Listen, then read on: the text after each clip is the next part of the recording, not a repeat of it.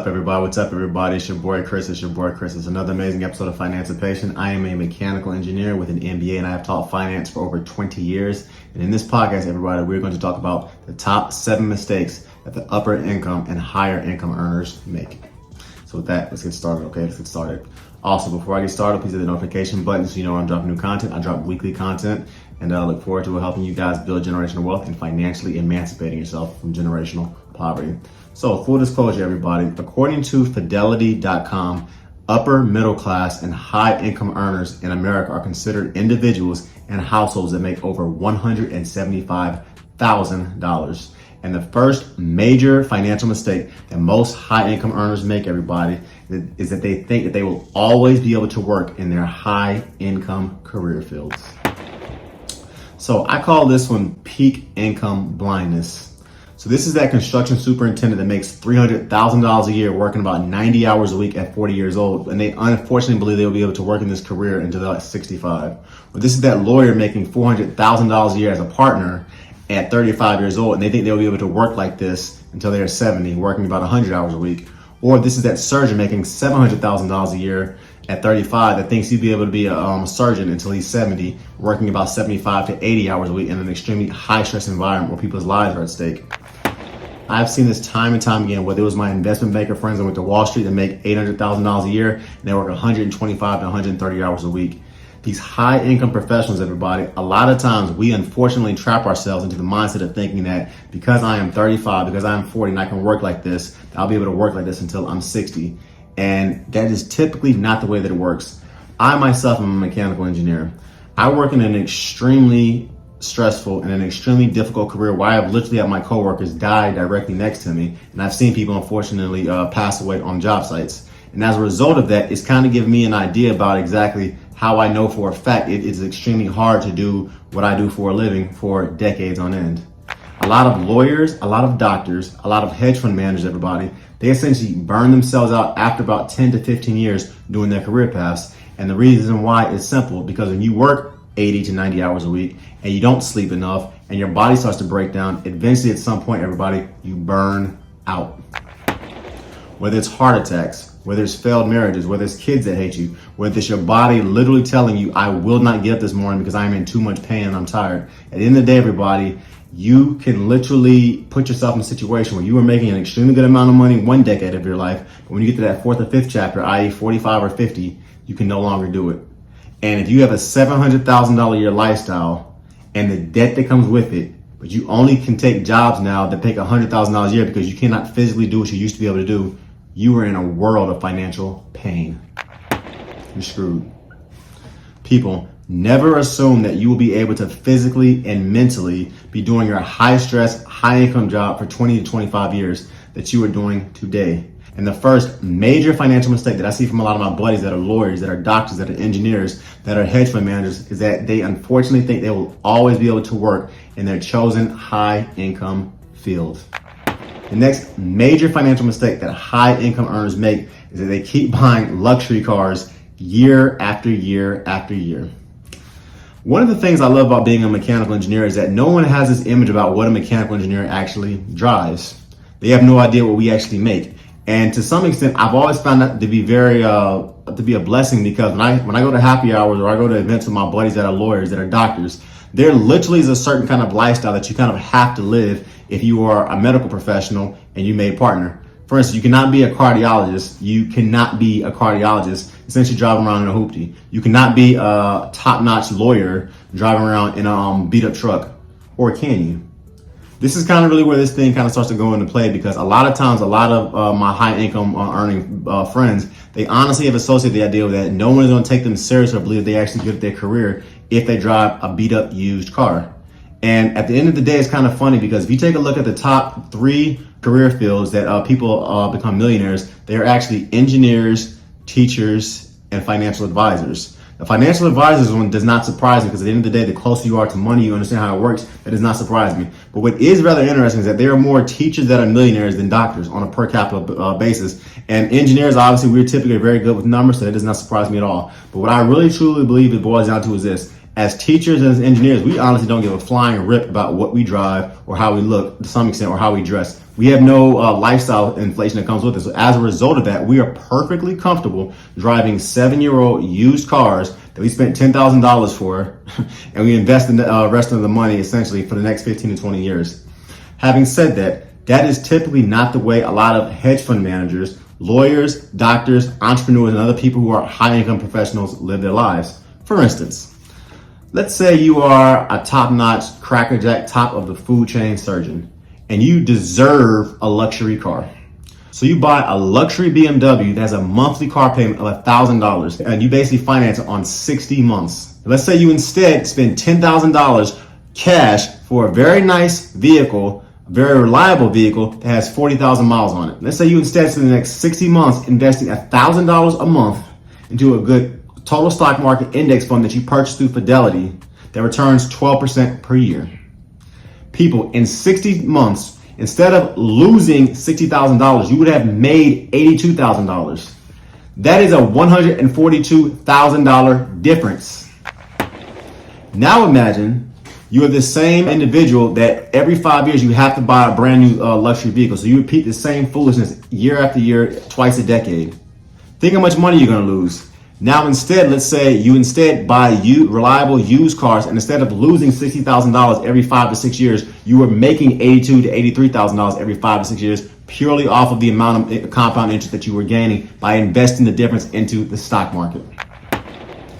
Everybody, that is how you build generational wealth.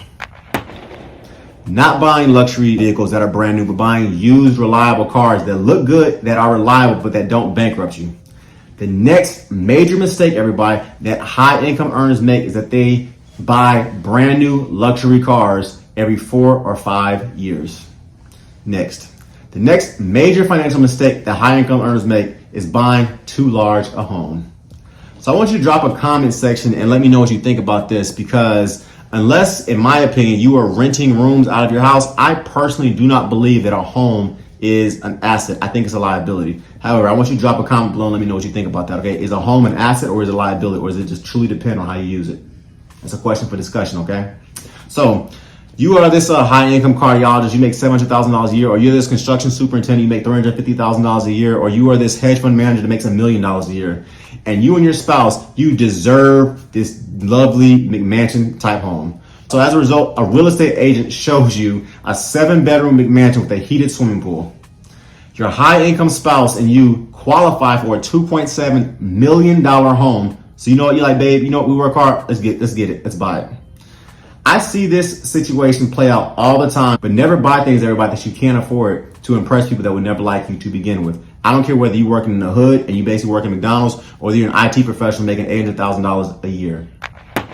Let's say that $2.7 million home, you put $200,000 down on it. That means that $2.5 million home now, everybody, has over 30 years, has a mortgage of roughly $17,000 per month. That's a $200,000 a year mortgage, and that's not including utilities, maintenance, HOA fees, and insurance. That means in reality, everybody, you are paying about $300,000 a year on housing alone. And this is horrible if you only have a household income that's about $250,000 a year. Smart high income earners, everybody, they do the following. They resist the urge to impress, whether it's their clothes, whether it's the cars they drive, or the homes that they live in. And they ignore what the bank says, and they only spend what they want to pay for a nice home in a good area. A good rule of thumb, everybody, is this: 28%. Never let your housing costs, and this is including rent, mortgage, utilities, and everything else, exceed 28% of your take-home pay every month. Buy a few starter homes, and never buy a home, everybody, that's more than 2.5 times your annual income. I promise you, if you do that, you are on the path of becoming a millionaire. And it's not Chris that's saying this. This is literally coming from Thomas Stanley's book, The Millionaire Next Door, because the typical millionaire in America, everybody, they buy homes that are basically 2.5 times their annual income and no more than that. The next major financial mistake that the upper middle class earners make is that they buy a home that is flat out too large for them way too early. The next major mistake that high income earners make, everybody, is outsourcing their investments and using financial planners instead of becoming financially literate themselves. So let's say you're at a bar happy hour, right? And some guy, some hotshot investor says, Chris, I like you, or Johnny, I like you, or Ryan, I like you. So give me $10,000. I'm gonna introduce you to my friend, and he's a crackerjack investor. This dude is returning 25 to 30% on every investment. He's the number one investor right now in this particular area, in Brickell, or in Beverly Hills, or in Austin, Texas, wherever it is that you live. So you say, you know what? I don't really know a lot about finance, so I'm gonna do this. I'm gonna give this guy $10,000 who I've never met before, and let him invest my money.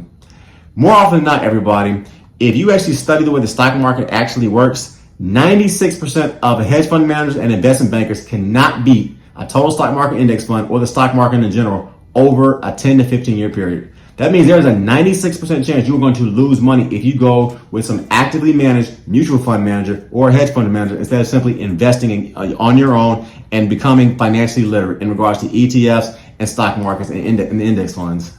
So let's say you actually unfortunately take this individual's offer and your brother-in-law or whoever introduces you to this individual and they only charge you 2% essentially on the investments that they make. You don't realize, everybody, this 2% plus the capital gains from this individual will cost you literally 35 to 40% of the money that you make in your retirement accounts or in the accounts that they invest for you. So 35 years later, when you and your beautiful wife are ready to retire on that beach in Oahu, or ready to retire in Miami, or ready to retire abroad in Dubai, or wherever it is that you want to retire in, that $1 million nest egg that you think you have is in reality only $650,000. Why? Because 35% of your income was eaten away by that person's 2% fees and the capital gains taxes. Everybody, step your financial literacy up. Read books. Attend financial seminars, read blogs like mine, listen to financial podcasts like Financipation. And if you do that, I promise you, you are going to be a step ahead of almost 90% of the financial advisors that call you and that are bugging you to basically get your services. For the record, I use low cost, total stock market index funds with a high dividend ratio to do almost all of my investing. The next major financial mistake that the upper middle class earners make is that they buy and they outsource their investments and use financial planners instead of becoming financially literate themselves.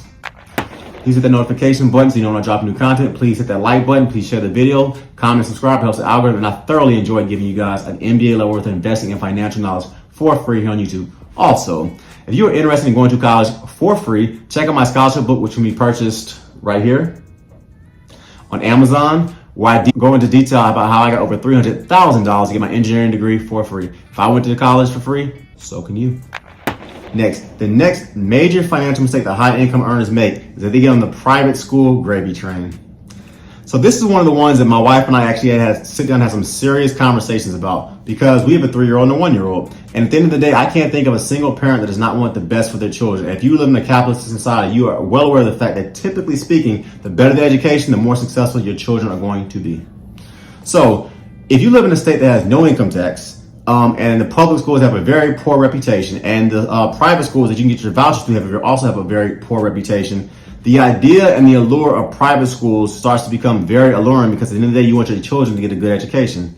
And at the end of the day, right now, my wife and I are putting our son in Kumon and in homeschool. Why? Because we feel that's the best personal basis for him, considering what we see from the public schools and the private schools that are around us.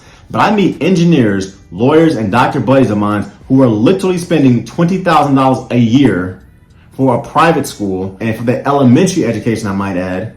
But when you actually pull up the numbers, the kids who go to these schools literally are no better than the free public school that's right down the road.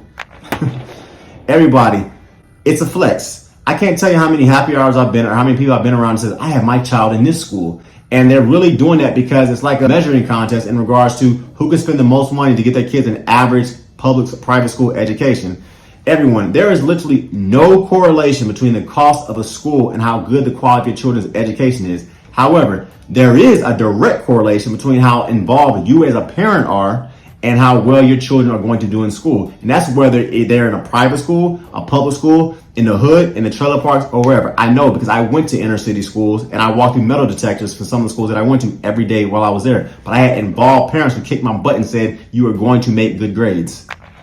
The last major financial mistake that the upper middle class makes, everybody, is that they get on the expensive private school gravy train. And once again, there is no correlation between how good your child's education is going to be and how much money you spend for their school. Last time we give a shout out to Killer Solutions. They are one of my sponsors. If you need digital marketing, website development, something to essentially edit your YouTube videos, they are literally the best in the business, meeting all of your digital needs. Also, I want you to check out this video right here, where I talk about the top 7 mistakes that middle-class earning Americans make. This channel, everybody's all about making money. It's all about saving money. It's all about building generational wealth. It's all about financially emancipating yourself from generational poverty. You can book a one-on-one session with me at any point. The link is below. I am not giving you financial advice on this channel. You just make responsible decisions based on the thorough independent research that you do for yourself. Please check out my website, www.therealfinancipation.com. Please check out my Instagram, @thereal_financipation. Please check out my Spotify Financipation. Please check out my TikTok Financipation. My Facebook page is Financipation as well. Lastly, I want you to check out my financial blog, Financipation, where I go and talk about the 4% rule, crypto, Forex, real estate, emerging markets, things of that nature. And I go into a little bit more detail about some things. So check it out as well, okay? Once again, it's your boy Chris. Please like, comment, share, subscribe. Helps the algorithm, and I thoroughly enjoy giving you guys free content here on YouTube. It's your boy Chris. I'm out, everybody. Peace.